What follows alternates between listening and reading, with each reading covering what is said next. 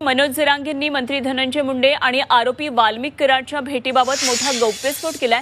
निवडणुकीआधी धनंजय मुंडे आणि वाल्मिक कराड हे भेटायला आले होते असं मनोज जरांगेंनी सांगितले।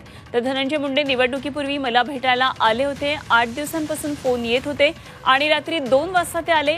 सोबत वाल्मिक कराड सुद्धा होता आणि त्याची ओळख करून दिली आणि मला सांभाळा असं म्हटल्याचं जरांगेंनी सांगितलं।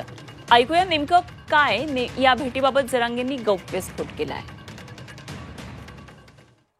2 लोक उभे होते, ते एक आणि ते सरमाडी, धनंजय मुंडे एक आणि ते सरमाडी, ते 2 जण उभे होते तिथे। मग ते आत आले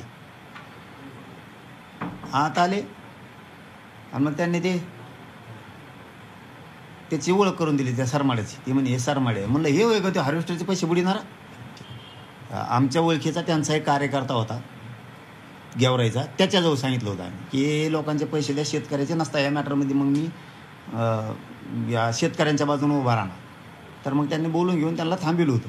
म्हणून त्यावेळेस मला ते नाव माहीत होतं फक्त। मला प्रत्यक्ष समजा त्या दिवशी ते आलं तर तेव्हा सांगितलं, त्यांनीच सांगितलं धनंजय मुंडेंनी घेऊ सरमाडे म्हणून, एवढंच विषय। आणि दुसरं काय, तिथं आल्यावर निवडणुकीच्या टायमाला आल्यावर मग काय असतं सहकार्य, लक्ष ठेवा बाबा, निवडणुकीचं काळे मायावर अन्याय झालता, मी मायावर ज्यावेळेस अन्याय झालता त्या टायमाला मला मराठ्यांचं मोठं केलं तर मला मराठ्याचे साथ पहिल्यापासून, असं तसं हेच विषय। आणि लक्ष ठेवा।